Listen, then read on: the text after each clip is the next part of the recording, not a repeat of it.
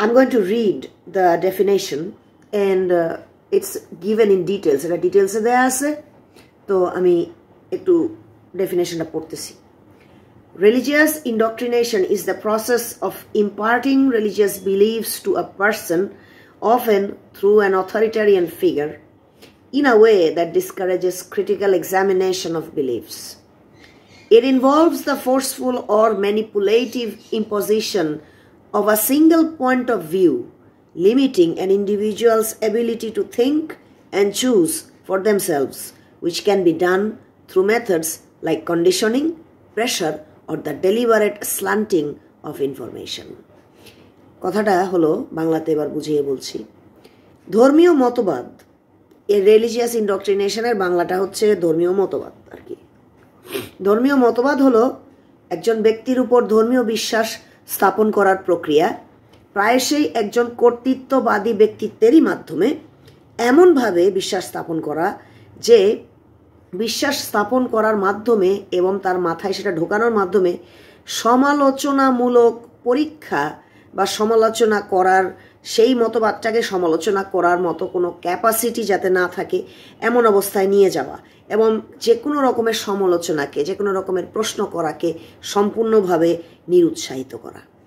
এর মাধ্যমে এর মধ্যে রয়েছে একটি একক দৃষ্টিভঙ্গি, একটা দৃষ্টিভঙ্গি যেটাকে প্রশ্ন করা যাবে না, একটা বিশ্বাস যাকে কোনো প্রশ্ন করা যাবে না।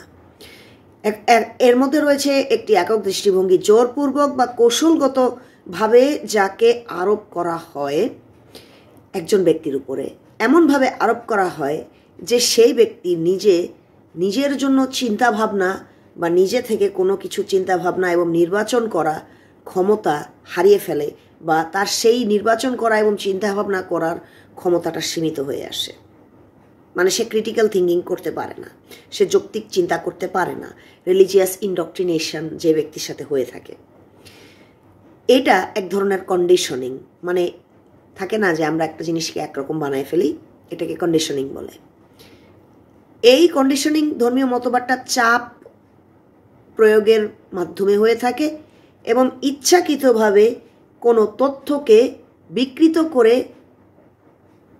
ভাবা হয় এবং বিকৃত করে নিজের মতো করে ব্যাখ্যা করা হয়, সঠিক ব্যাখ্যাটা না করে সেই ধর্মীয় মতবাদকে রক্ষা করার জন্য। তো এখানে বাংলাটার থেকে ইংলিশটাই সোজা। তো আমার এই পুরা ডেফিনেশনটা পড়ে আপনাদেরকে শোনানোর উদ্দেশ্য এটাই যে আপনারা সবাই স্কুল কলেজে পড়াশোনা করছেন, কেউ বাংলা মিডিয়ামে, কেউ ইংলিশ মিডিয়ামে, কেউ বাইরে থেকে পড়ে আসছেন, বিভিন্ন রকমের স্কুলে আপনারা পড়ছেন। যারা মাদ্রাসায় পড়ছে আমি তাদেরকে গণনার মধ্যে ধরছি না, কারণ ওটা পড়ালেখা করার জায়গা না। তো আপনারা যারা লেখাপড়া করছেন বা এডুকেশন আপনাদের শুরু হয়েছে যাদের কোনো না কোনো স্কুলে, তাদেরকে বলছি আপনাদের প্রত্যেকের সাথেই কম বেশি রিলিজিয়াস ইন্ডক্ট্রিনেশন হয়েছে। আমার ডেফিনেশনটা পড়ে শোনানোর কারণ এটাই, কারণ আমরা বাঙালি, আমাদের যে দেশ, আমাদের যে কাঠামো, আমাদের যে সামাজিক পরিস্থিতি এবং সামাজিক যে প্রেক্ষাপট, সেখানে ধর্মকে এত বেশি গুরুত্ব দেয়া হয় যে মানুষজনকে এমনভাবে ধর্ম খাওয়ানো হয় ছোটবেলা থেকেই যে আপনারা প্রত্যেকেই, এবং আমি নিজেও, প্রত্যেকেই ধর্মীয় মতবাদ দিয়ে আমাদের ব্রেনটা ওয়াশ। এখন এটাকেই রিলিজিয়াস ইন্ডক্ট্রিনেশন বলে। রিলিজিয়াস ইন্ডক্ট্রিনেশন প্রত্যেকটা মানুষের জীবনে ছোটবেলায় শুরু হয়। ছোটবেলায় আমারও শুরু হয়েছিল, ছোটবেলায় আপনারও শুরু হয়েছে। আপনি হিন্দু ধর্মের হয়ে থাকলে আপনারও হিন্দু ধর্ম থেকেই আপনার ব্রেনটা ওয়াশ হয়েছে। আপনার ধর্ম দিয়ে আপনার আশেপাশের বড়রা আপনাকে ওইটাই একমাত্র সত্য, এটা খাইয়েছে।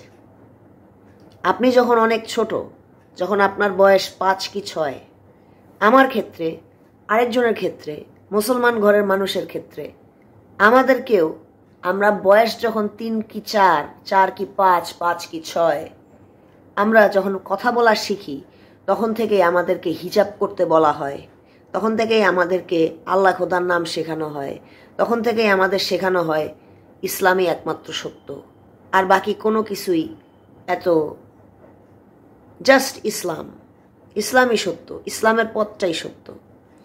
একইভাবে খ্রিস্টান পরিবারে বাচ্চাদেরকে 6 বছর বয়সে বাইবেল ক্লাস দেয়া হয়। বাইবেল ক্লাস দিয়ে তাদের ছোট্ট মনের যে দৃষ্টিভঙ্গি, ছোট্ট মনের ছোট্ট ব্রেইনের তাদের মাথার ভিতরে ঢুকায় দেয়া হয় যে যীশু খ্রিস্টু, খ্রিস্টিয়ানিটির কথাবার্তা, খ্রিস্টান ধর্মটাই একমাত্র সত্য ধর্ম এবং এটাই একমাত্র আসল সত্য। বাকি ধর্মগুলোও একই,